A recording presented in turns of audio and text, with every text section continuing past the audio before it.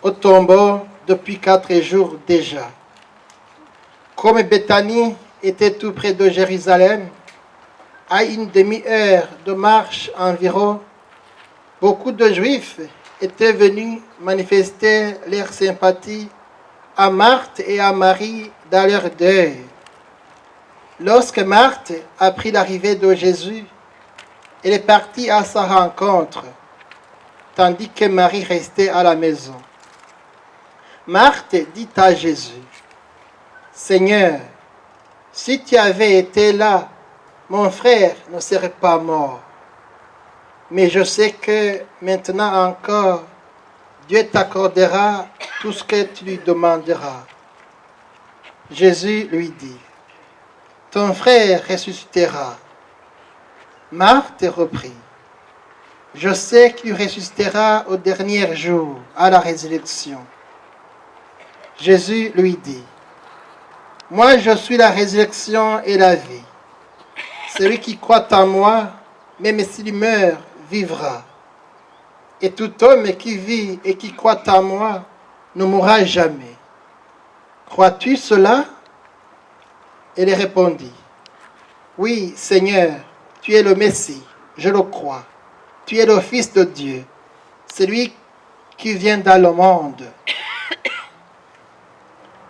Acclamons la parole de Dieu. Que l'être humain est le seul être vivant qui enterre des morts. Les arbres ne font pas ça. Les animaux ne font pas ça. L'être humain fait ça. Créé à l'image et à la ressemblance de Dieu. Ça fait partie de nos émotions. Ça fait partie de notre deuil.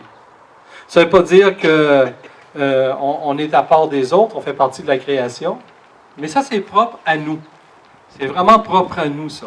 Les seuls êtres vivants qui enterrent nos morts.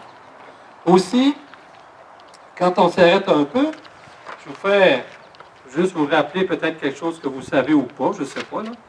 Mais simplement vous dire que cimetière, en grec, ça veut dire là où on se repose.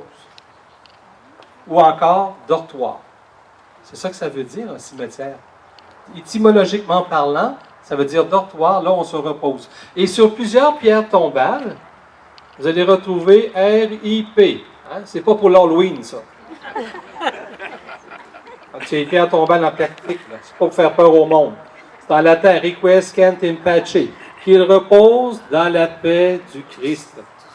C'est ça que ça veut dire, cimetière. Dortoir, là où on se repose. Et on dit toujours, au début de l'Église, on disait, hein, qu'ils s'endorment dans la paix du Christ. Que nos défunts, ceux que nous avons aimés, s'endorment dans la paix du Christ. On dit souvent, quand quelqu'un décède, que sa vie est terminée.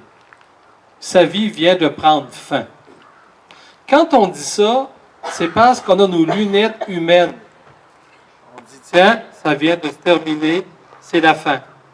Et pourtant, si on change de lunettes, si on prend celle de la foi, eh bien, on pourrait simplement dire, c'est pas un temps qui vient de se terminer, c'est un commencement. C'est le commencement de la vraie vie. Parce qu'on n'est pas fait pour vivre éternellement sur la terre, on est tous de passage. Et ça, je pense que c'est important de se le redire, que nous sommes tous de passage, et nos défunts nous le rappellent aussi. Donc, c'est le commencement d'une vie qui ne s'éteindra jamais. On dit qu'ils sont dans les bras de Dieu. Et la prière, comme nous faisons aujourd'hui, cette visitation que l'on fait, c'est venir vraiment, je dirais, les amener dans les bras de Dieu. Quand on assiste à des funérailles, ou une célébration de la parole au cimetière, au salon funéraire, ou que ce soit, je dirais, une célébration de mise en terre, on prend le temps de faire l'éloge des personnes que nous avons aimées et que nous faisons, bien sûr, ces derniers moments avec eux. C'est bien, c'est très bien. C'est beau faire l'éloge de la personne, de ce qu'elle a été, de ce qu'elle a fait, c'est bon. Il y a une chose qui nous manque. La plupart du temps, c'est ce qui manque. Pourquoi ne pas faire aussi l'éloge de Dieu dans la vie de la personne. Parce que Dieu, de par son baptême, a été présent dans la vie de cette personne, croyante ou pas croyante, funérailles d'église ou pas de funérailles d'église, peu importe, Dieu ne s'arrête pas à ça. Dieu est présent dans le cœur de tout être humain. C'est ça la présence de Dieu. Être présent dans le cœur de tout être humain. Et quand on s'y arrête aussi un peu, on se dit, c'est vrai que chaque être humain est unique. C'est vrai. D'ailleurs, tous les pierres tombales le disent. Hein, il y a des années, il y a des âges, il y a des moments, des époques, etc.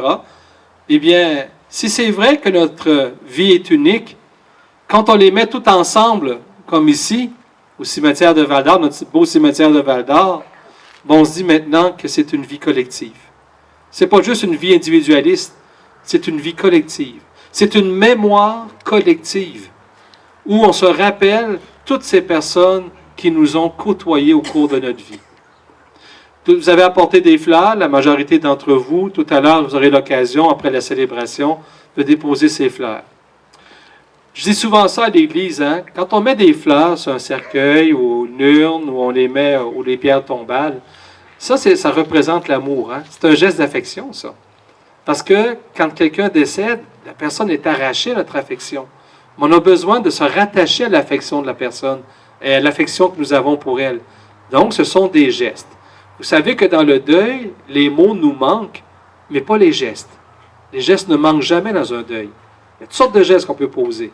Les mots, on peut savoir plus quoi dire devant quelqu'un qui vit de la peine, mais pas les gestes. Alors, les fleurs, c'est un geste d'affection, c'est un geste d'amour, que je vais vous inviter tout à l'heure à joindre à cela un geste de foi. Ça peut être un signe de croix, simplement que vous faites devant la pierre tombale. Ça peut être un Notre Père.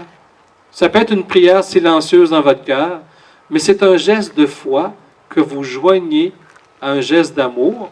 Puis vous dites, ah, mais l'abbé Léandre, je n'ai pas de fleurs aujourd'hui, c'est pas grave. Vous en êtes une. Aux yeux des gens que vous avez côtoyés, vous êtes aimé, désiré. Et cet amour-là transcende la mort. C'est pour ça qu'on dit que c'est le commencement d'une vie nouvelle. C'est pas juste des paroles d'église ou de curé, ça. C'est une réalité dans laquelle ils entrent. Et nous avons maintenant qui sont partout où nous sommes, ils sont aussi, je dirais, il y a une espérance de les revoir un jour. C'est pareil pour mes défunts. Moi, ils sont avec moi ici, puis pourtant, ils sont décédés, ils sont enterrés dans la Beauce. Mais ils sont avec moi, et je sais qu'un jour, je les reverrai. Dans la foi, et en attendant, il y a des gestes d'affection que l'on pose, comme ce beau pèlerinage que nous faisons aujourd'hui.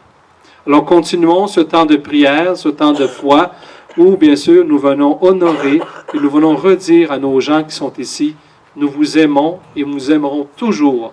Et cet amour-là ne passera jamais, dit saint Paul. Amen. Toi qui as porté toutes ces personnes, comme un homme porte son fils tout au long de la route qu'ils ont parcourue sur cette terre, daigne les bénir. Daigne les accueillir dans tes bras d'amour et de miséricorde. Daigne les garder auprès de toi où toutes tes lumières et paix.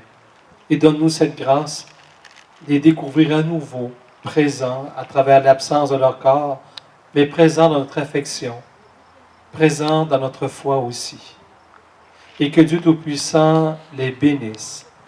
Au nom du Père, et du Fils, et du Saint-Esprit, et que les âmes des fidèles défunts reposent dans la paix, par la miséricorde de Dieu. Amen.